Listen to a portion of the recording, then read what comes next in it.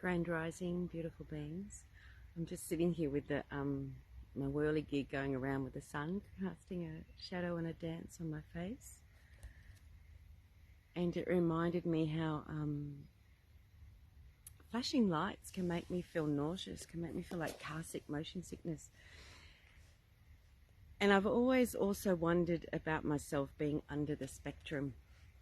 And I finally got a diagnosis of being high masking level 1 autistic with complex PTSD. And it's like, I don't know what it is with my brain, but when I see it in black and white, it's like, oh, of course that makes sense. It's like, even though I knew it before, kind of like didn't really sink in till I read it. And then takes a little while for it all to connect the dots, going way back into your childhood, and just all the things that ping, ping, ping, light bulbs go off. So it's made a hell of a difference already since last week. I feel like a different person. It's so much of what I had been led to believe, even leading myself, so I'm not blaming anyone, but even leading myself, but what you're led to believe is that that I was toxic, fucked up, broken, yeah, just wrong. Even thinking narcissistic, that I was narcissistic, and all sorts of things.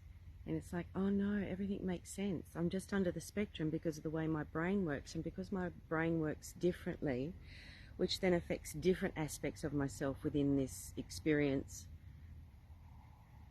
It's just different from others. It's not broken, it's just different. And you realize you're an anomaly. And I've always believed in anomalies, that anomalies are needed so that we can break up the pattern of the beliefs and the concepts that we live by, that are imprinted on us, conditioned into us, and almost like the carrot dangled in front of us of how society, culture, and religion wants us to be. And it's not that I have oppositional defiance disorder, but it's just like, no, it's just ridiculous when you think differently, when you've got probably more of a logical brain. I don't know if it's necessarily more rational. It's just the way you see the world's different, that we could be living completely different lives as a species than what we are. And I happen to lean towards the walking a path of light, walking a path of Christ consciousness. I'm not talking religion, and I'm not talking Jesus, and I'm not talking the Bible at all. There's a big difference. It's got nothing to do with humans. It's got nothing to do with what's written. It's all got to do with what feels right inside, that does harms none, is harmonious, is embracing, but also boundaried. It's like how to be autonomous but connected at the same time in a healthy way. And it's, you know, what we're even taught as children is so fundamentally flawed that when we get into adulthood, that's why we have a very dysfunctional society. So it's not anyone's fault, really. It's the way the system's set up. It's the way that social, cultural, and religious conditioning has molded us. And for me, you just got to take a step back and you got to go, what the fuck? And so that's how my brain works, and is constantly on, looking at not what's wrong out of judgment, but it's solution based. It's if we can't see what's wrong, how do we know then what we're fixing or healing? And so I guess it's like shadow work, seeing patterns, being able to read. So being under the spectrum, it makes you a double empath, not less empathic for some people, and that explains a lot as well. And how I've tried for years all the different tools and all the different things that I could use to stop feeling other people's energies, or even to stop hearing. It's an interesting way of reading people, but stop hearing people as well. And now that I know it's not something that I can actually stop, it's then how do I manage? So look, I'm going to have to explore that, of how to manage that. And I have been doing that lately, and the word that came to me that gives me the most peace is trust. And this leads to what we've been talking about lately, the seeds of change. So all of these things, I guess all of these writings that I've done, they've been my way of trying to learn how to mask in a world where I felt like I did not fit in. And it's beautiful teachings for even people with complex PTSD to come back into that state of balance, to come back into that state of empowerment. Because I think what can go hand in hand, and I'm honest with this, complex PTSD is the victim mindset. And that victim mindset is what causes our own demise, both physically, mentally, emotionally, and spiritually. So free will and choice. But if it's a shift in your life experience, it's a shift in who you are or what you want to experience, and you've got to do something about it. And that's exciting. I mean, that's a really positive thing when you start to do things that feed your soul, when you start to do things that make you smile, things that make you fall in love with life. That's a really good thing. It can be daunting because you've not done it before, and that's something that you can work through as well. So the seeds of change came at a time in my life when I was really learning to, instead of being so hard on myself, how can I love myself? Because I hadn't been taught that. And I guess that's just the way my brain works. So I went about teaching myself, and I guess what I'm gifted with is like a connection to source, my higher self, to higher wisdom, to listening, to facing myself. And I think that's a gift from my mum, sitting down and talking for hours on end how things were my fault and what I needed to do differently, and helping me try to work out life. So there's been so many signals for so many years. Oh, God love us. You know, how to do this world that feels harmonious. That's such a good thing. And just another story popped into my head as I was thinking that, and it's to do with the medicine work that I do, and how it's giving me exactly what I need, and it's really calming and beautiful and blissful. So that's another good sign. So anyway, back to the seeds of change. There's 7 seeds of change, walking ourselves from self-reflection to self-mastery, because that's where it starts, self-reflection. That way we get to know ourselves. By listening to ourselves, it's not a matter of judging ourselves anymore or being on autopilot. I don't think we have that luxury anymore. Not if you want to have a healthy, happy life. So how do we get there? How do we get to a life we love? How do we get to where we're at peace and harmony with the world? Considering you may have complex PTSD, you may have PTSD, you may suffer from anxiety, you may suffer from depression, all these kind of things. They're our soul's way, our body's way of showing us that something's out of balance, that we actually need to do things differently that suit us, not what we think society or what we should be doing because that's the way other people are doing it. It's obviously not working. So finding those tools that suit you to harmonize yourself, your being, because when you harmonize yourself, so this isn't not so much about raising your vibration, because that's another story that's coming in, to higher frequency and vibration. What bandwidth is it putting you in? We want to stay calm. We want to stay connected to earth frequency. We want to stay relaxed, and we just want to stay harmonized. So the more that we can harmonize ourselves, so blessed with the birds, the more we can harmonize ourselves, the more it's going to, will affect our everyday mundane lives. And that's where the magic is, because that's where we want to find the peace, is in the mundane life. And when you wake up and you go about your business, you're in this state of being at peace. You can walk yourself to that. You can set up your life so that's what you can experience. It just takes you choosing it, really wanting it, because you're going to have to work at it. Because you're going against years of conditioning, going against years of imprinting, or just the way society, culture and religion is. So starting with the seeds of change, we start with self-reflection. That's so easy in a way.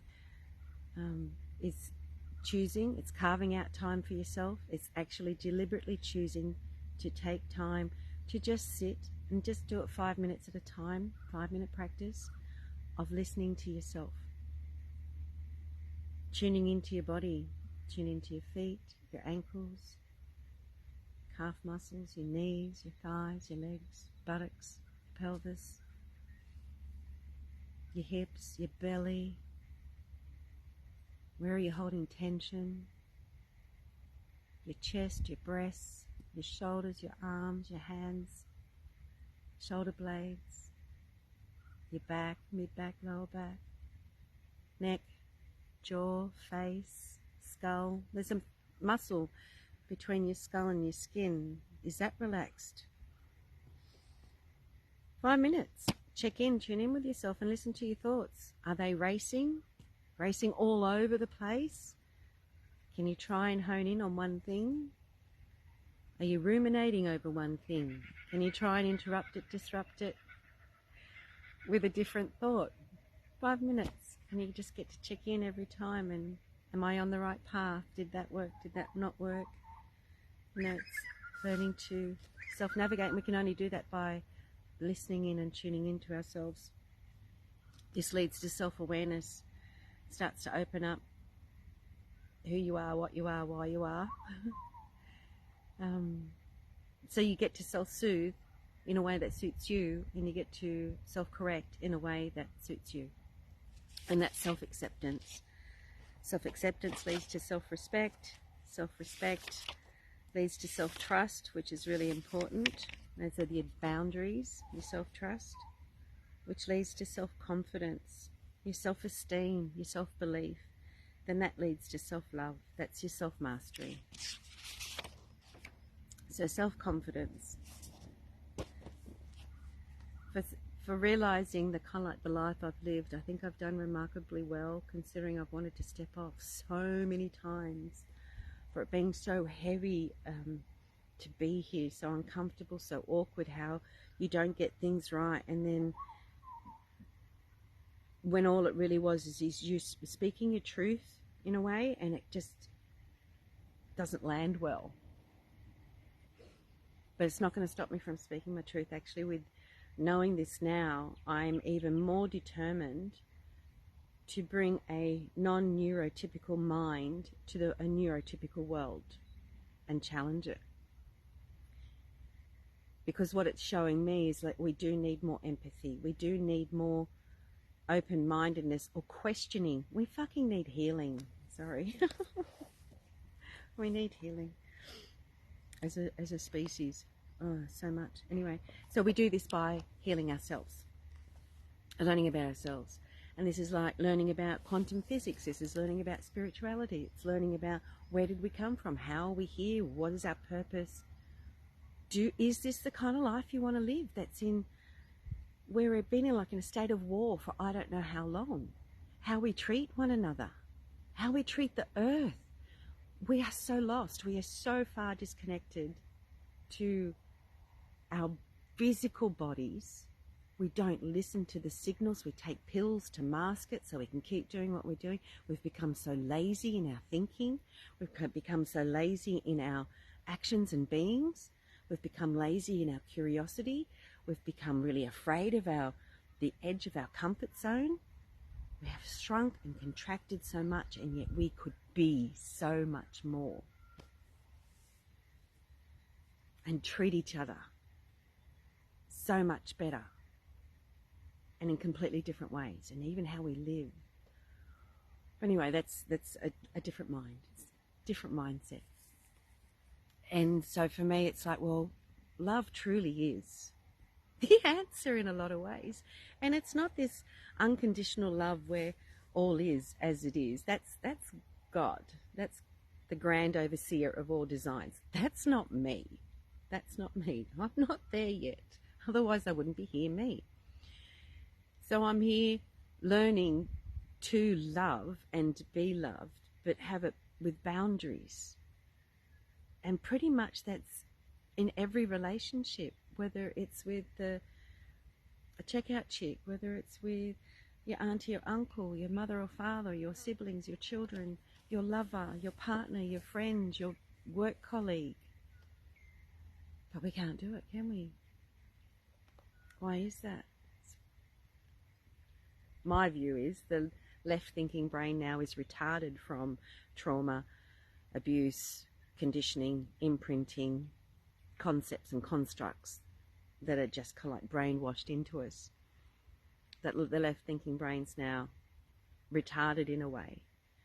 And the only way that we can help correct that is by self-reflecting and looking at ourselves and our actions and our thoughts and our deeds and what are they aligned to. And it's not with judgment, it's not with criticism, it's not with belittling or berating, anything like that. It's to love and correct and understand and go, wow, isn't it fucked up? Let's try and do something better. Let's try and do something different. And it's not to necessarily to, and this is the other thing that other information coming in, not to raise your vibration, but to harmonize your vibration. Because you already have, because of your you, the way your body is, the way your ears are, your eyebrows, the way you're made up, you are so unique, never to be repeated, a complete one-off, ever, ever, ever, ever. How unique that signature is. So you've already got a signature vibration. You've already got this divine blueprint that's got this overlay, that's now been imprinted, that's now been conditioned.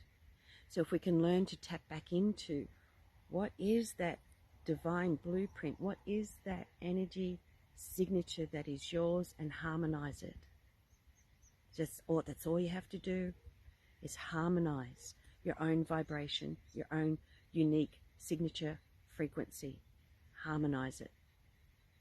That'll have a huge impact, I reckon it's going to have in my life, on my everyday life, on the times that we're in, because we're in very big times, energetically, economically, socially, culturally, really big, intense times, and it's really weird. It's, for me, I get mind-boggled at who the leaders are and what they're doing and what they're claiming, and entrepreneurs and CEOs and just like the cold-hearted, really out of touch policies and procedures that they're trying to come up with these days. It's just, to me, so far away from the truth and what could be such a better way of living. Anyway, I do digress. So you harmonize your unique frequency. Don't try and raise it. Just clear it. Just harmonize it. And these steps can help that, because it's through that self-reflection that you get to know what your unique vibration frequency is. You get to harmonize it. So this experience here can be just a little bit more enduring, maybe, something like that. Because we don't know what's coming. We don't know what's around the corner. And the more that you're able to stay knowing within yourself, trusting within yourself, and that this is not that all there is. We don't know what's on the other side. Every single one of us, and I'll probably say this in every video, to get it through to you, we are only here for a limited time. From the moment of conception, we're going to pass. We just don't know when, but we're all in line. All of us. Some of us gets a heads up, some don't. But that is the one truth that we can all agree on. Probably the only one, that death comes for us all in this physical experience. So what are you doing with your life? and whose rules, or I don't want you, well, you know, there are certain, I think, humane law, LOREs, to live by. Harm none, biggest one. Well, definitely not intentionally. So yeah, looking at yourself. Self-confidence. How do you get to self-confidence? To do that? Well, it's try leading with your heart and be guided by your gut. Now, this isn't the first seed you start with. You go back to self-reflection. You go back to self-awareness. You go back to self-acceptance, self-respect, self-trust. You've got to seed those before you can get to here. You don't just get to here like that. Because then what's its foundations that it's based on? That something could come along and just sweep it out from under your feet. But the more you seed, the more it's grounded, the more it's embodied, the more it's you. So self-confidence means in the dictionary behaving calmly because you have no doubts about your ability or knowledge. Self-confidence seeds naturally once we have grown through the seeds to self-trust. The confidence that seeds from self-trust frees your mind from feeling disempowered to self-empowered and loving all the aspects and gratitude for the growth this seeds brings. It is the confidence and the self-trust. It frees you from feeling disempowered. It does not matter what anyone else believes about you. What matters is what you believe about you, not based on what other people think about you or based on what other people think you should. Truly, at your heart, what do you think about you? Do you know? And if you know, and you know it's not healthy and it's negative, please do something about it. Please start to challenge it and even give that love and give it going, oh wow, that's pretty fucked up. Like really, how would you speak to your most dearest, nearest, treasured, cherished loved ones? How do you speak to them? Speak to yourself in the same way. It's actually more important.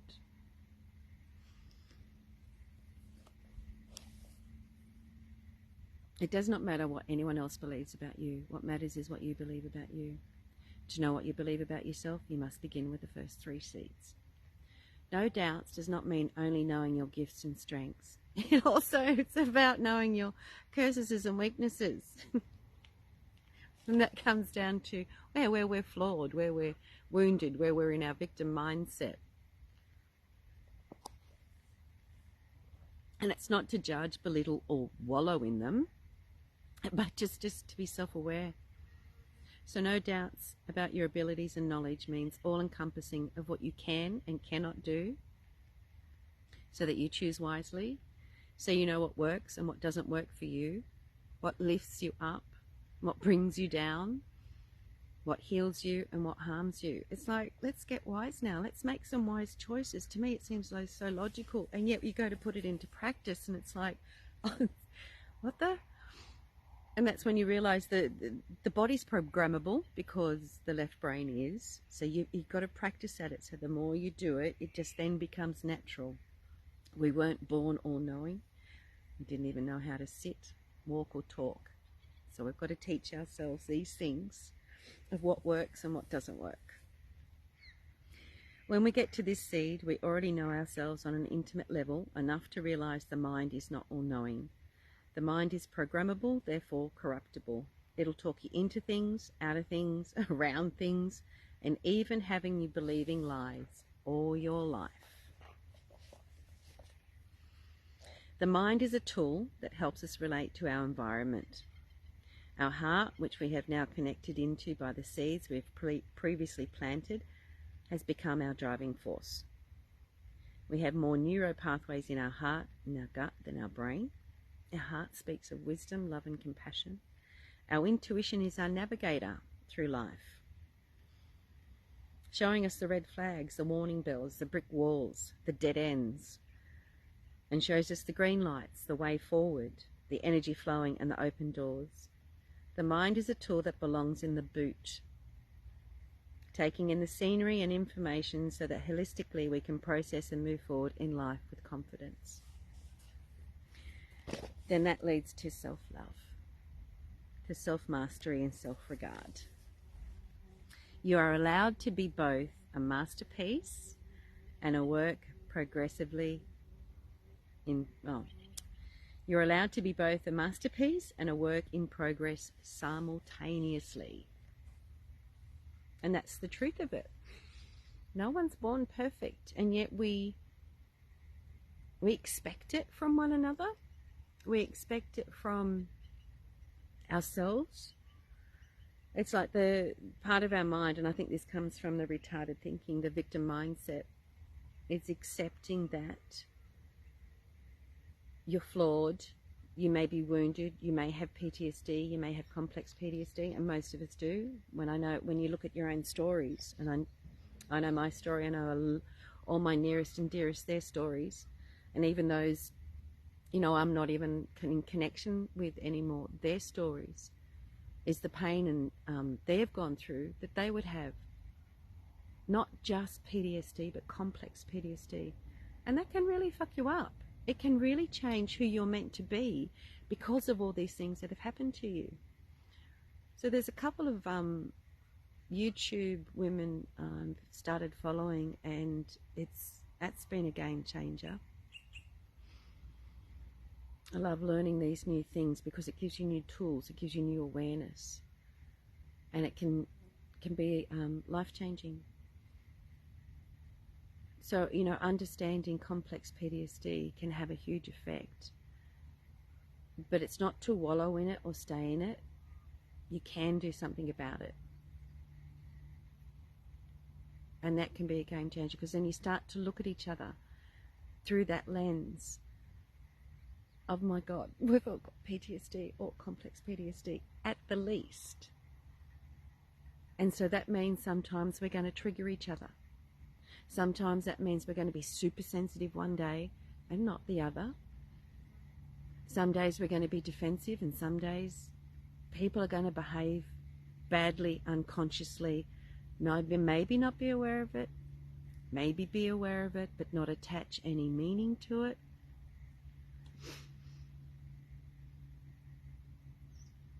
So we can stop warring with each other.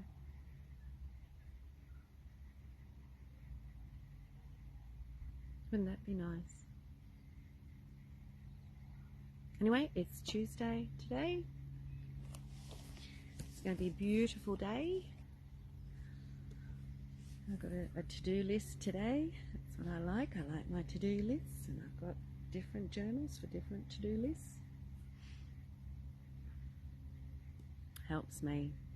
That's the other thing I realised, that I've lived a whole life with anxiety. I can even remember as a child, like a little girl, clutching my bag of plastic animals in the gutter, not wanting my photograph taken, being so I don't know, anxious, just not wanting it done. Remember when we used to go and visit the family in the country, when we would get there, it would take me ages to get out of the car. Had to be alone to adjust. So yeah, lots of little things. So I'm relieved. High masking, level 1 autism with complex PTSD. And it's like, oh, yeah, I'm not going to be so hard on myself. I've just got not a neurotypical mind, and I'm so grateful for not having a neurotypical mind. That's my purpose for being here, is to be an anomaly, to help us do things differently, if you feel that that's the case, and I do in my world. So have a beautiful day, everyone. Aho, amen, so mote it be.